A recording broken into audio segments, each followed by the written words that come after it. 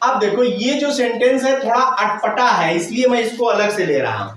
दो सेंटेंस तो बार बार आपने किया है, इसलिए मैंने उसको डिटेल नहीं किया, क्यों समझाया। इसको आप दिमाग में रख लीजिए कि सेंटेंस 5 हैं और 5 में 2 सेंटेंस तो बार बार यूज करते हैं आप, तो उसको आप हर जगह देखेंगे। लेकिन इंपरेटिव सेंटेंस, एक्सक्लेमेटरी और ऑप्टेटिव, ये 3 सेंटेंस ऐसे हैं जो स्पेशल रूप में आते हैं। स्पेशल कैसे हैं? इंपरेटिव सेंटेंस जो होता है इसमें, इसको हिंदी में कहते हैं आज्ञार्थक वाक्य। क्या कहते हैं? आज्ञार्थक वाक्य। और ये आज्ञार्थक वाक्य मतलब इसमें आज्ञा, प्रार्थना,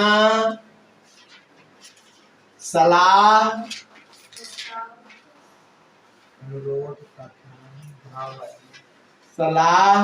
प्रस्ताव, अनुरोध, आदेश,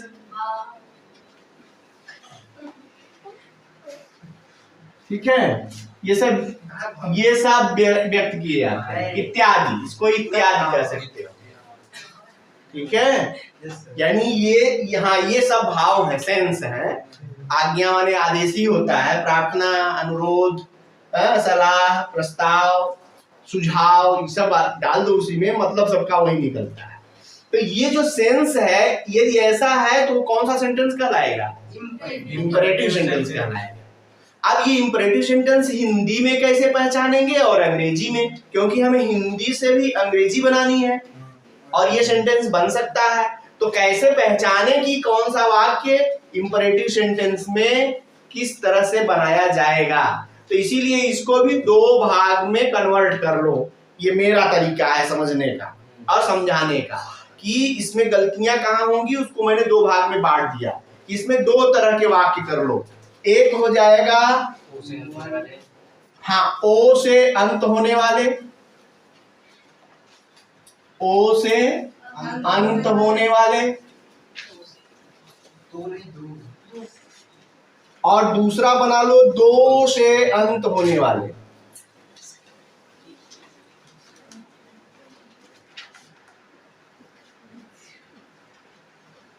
अब देखो ये ओ से अंत होने वाले और 2 से अंत होने वाले का मतलब क्या है? तो ओ से अंत होने वाले वाक्यों में आज्ञा, प्रार्थना, सलाह, अनुरोध और आदेश व्यक्त किया जाता है। एक को ले लो इसमें प्रस्ताव, यानी इसमें प्रस्ताव आ जाएगा तो समझ लेना कि वो कौन सा वाक्य है? 2 वाला वाक्य हो जाएगा।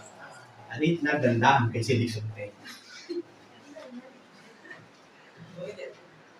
बोर्ड असल में हिल रहा है, ठीक है।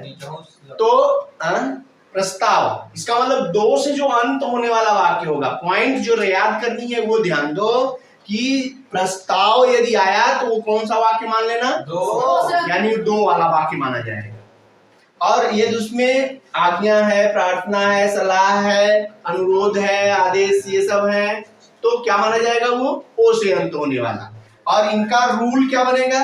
तो ओ से अंत होने वाले वाक्यों का रूल बनता है verb first plus object plus others. और 2 से अंत होने वाले वाक्यों का जो रूल बनता है वो बनेगा late plus object plus object 1 लगा दो, 2 ऑब्जेक्ट हो जाते हैं इसमें। Object 1 plus verb first plus object 2 plus others. ये है, देखो 9 में पढ़े हैं ये लोग तो थोड़ा सा टेढ़ी मार रहे हैं। ये है, यही आधार है, बेस।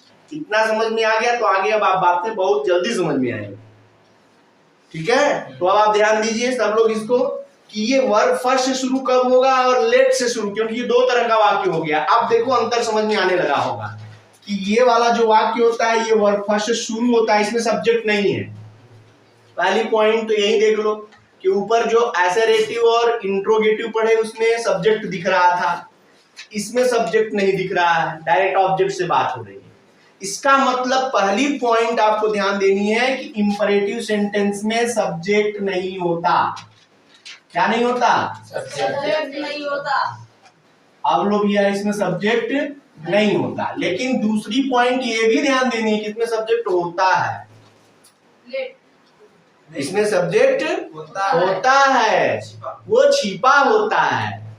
सब्जेक्ट होता है क्योंकि बिना सब्जेक्ट का वाक्य कैसे होगा, क्रिया वो नहीं करेगी, क्योंकि क्रिया करने वाला सब्जेक्ट ही होता है।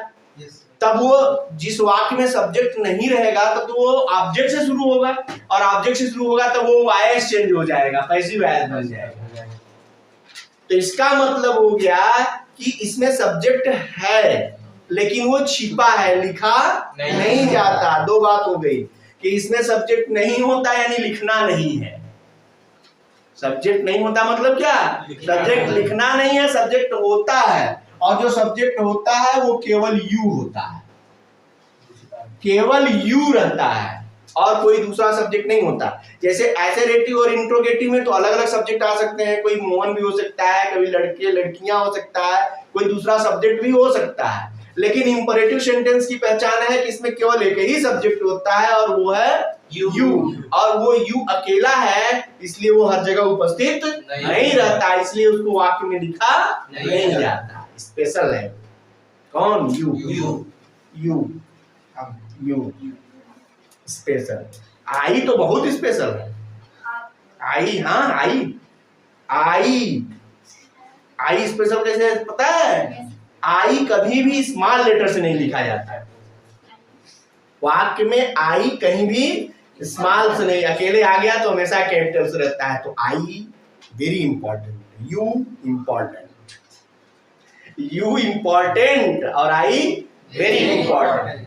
इसलिए इसमें यू इंपॉर्टेंट है, इसलिए ये अब लिखा नहीं जाता, ये अंडरस्टूड होता है, सबको समझ लेना है कि यू इसमें सब्जेक्ट है जो छिपा।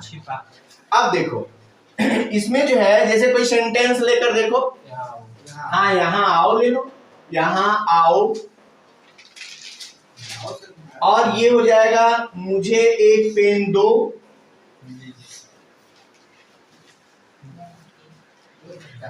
अब देखो इन दोनों सेंटेंस को आप देखिए ध्यान से, उसमें ओ दिख रहा है।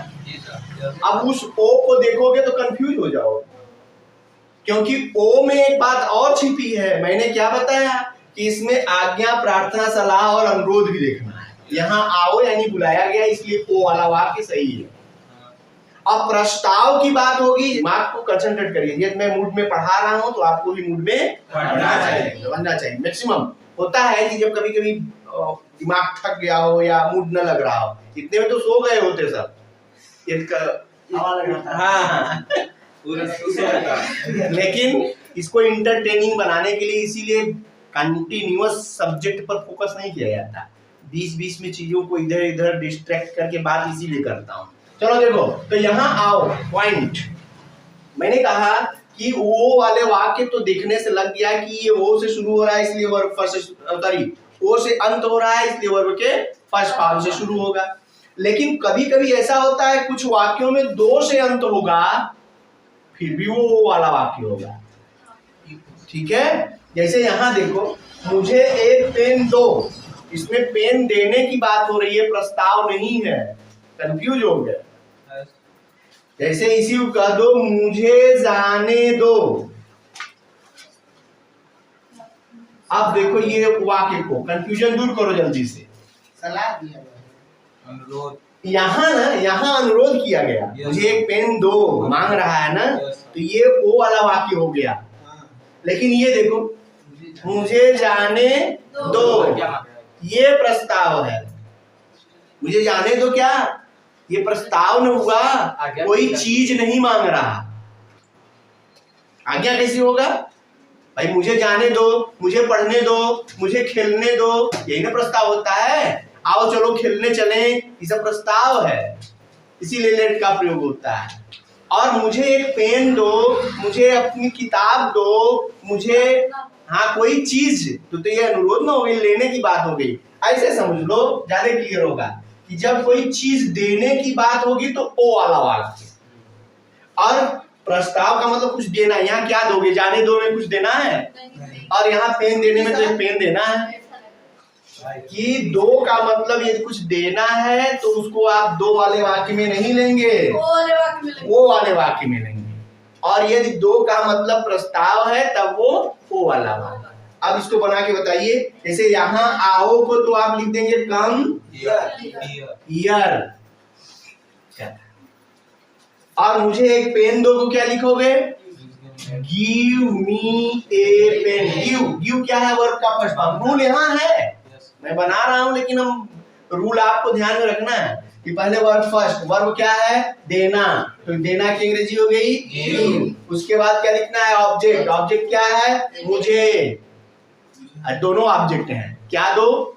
एक पेन। किसको दो? ऑब्जेक्ट कैसे मिलता है? क्या या किसको से? कौन से सब्जेक्ट मिलता है? तीन चीजें दिमाग में। अब आइंदा बताना ना पड़े। कौन से सब्जेक्ट और क्या या किसको से ऑब्जेक्ट मिलता है। ऑब्जेक्ट इसीलिए दो होते हैं। ऑब्जेक्ट कितने? दो। कौन कौन? एक डायरेक्ट ऑब्जेक्ट और एक इनडायरेक्ट ऑब्जेक्ट। ऑब्जेक्ट कितने? दो। एक डायरेक्ट और एक इनडायरेक्ट। क्या यानी व्हाट से प्रश्न पूछने पर डायरेक्ट ऑब्जेक्ट। किससे? क्या से प्रश्न पूछने पर डायरेक्ट ऑब्जेक्ट, और किसको से प्रश्न पूछने पर इनडायरेक्ट ऑब्जेक्ट मिलता है। तो क्या दिया? क्या दो? एक पेन। किसको दो? मुझे। ये दोनों ऑब्जेक्ट हैं। अब मामला फिर फंस गया कि ऑब्जेक्ट तो एक ही लिखा गया है, किसको पहले किसको बाद में लिखें। ये भी रूल है ग्रामर का कि पहले मुझे इनडायरेक्ट ऑब्जेक्ट लिखना है। इनडायरेक्ट ऑब्जेक्ट कैसे मिलता है? किसको से, और वो सजीव होता है।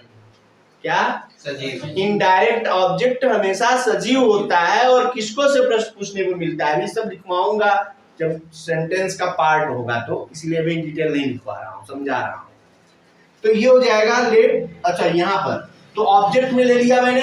पहले मुझे हो गया यानी मी, उसके बाद ए पेन, ये हो गया।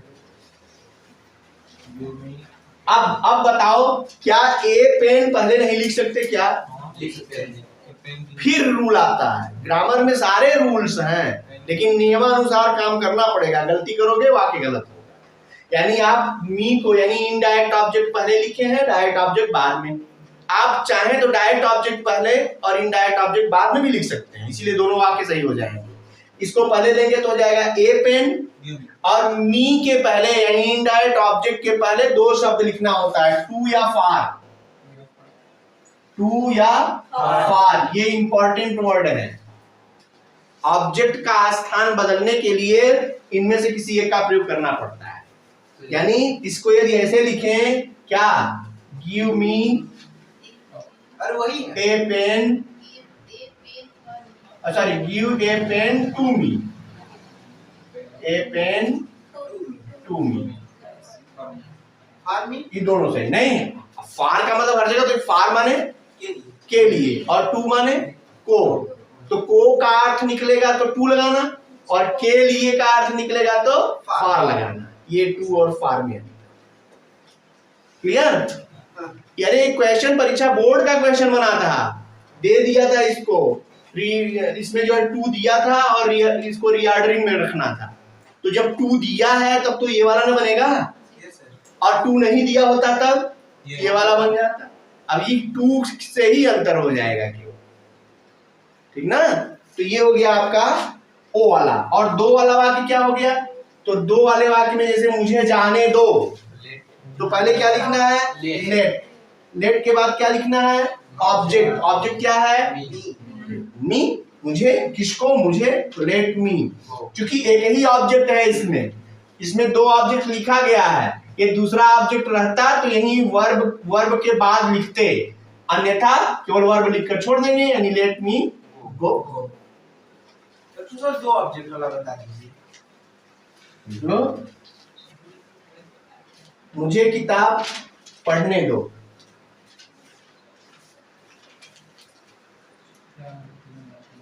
मुझे किताब पढ़ने दो।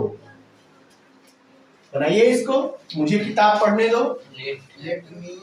तो let me read the book. अब ये बुक ऑब्जेक्ट हो गया दूसरा वाला, हुआ? Let me read the book. एक ऑब्जेक्ट ये हो गया, कौन सा ऑब्जेक्ट है ये? Indirect object. और ये कौन सा ऑब्जेक्ट हो गया? क्या पढ़ने दो? बुक। किसको पढ़ने दो? मुझे। किसको से? Indirect object. क्या से? Direct object. डायरेक्ट ऑब्जेक्ट को पहले लिखूंगा, इसमें नहीं होगा, इसमें नहीं होगा, क्योंकि जब ये दोनों साथ में रहते तब इनको बदला जाता है। अब यहाँ रूल हो गया कि यहाँ वर्ब रहेगा फिर ये रहेगा। इस वाले वाक्य में ऑब्जेक्ट में आगे पीछे नहीं कर सकते। यहाँ दोनों ऑब्जेक्ट साथ में है, इनको आगे पीछे कर सकते हैं। गुड, ऐसे क्वेश्चन होने चाहिए।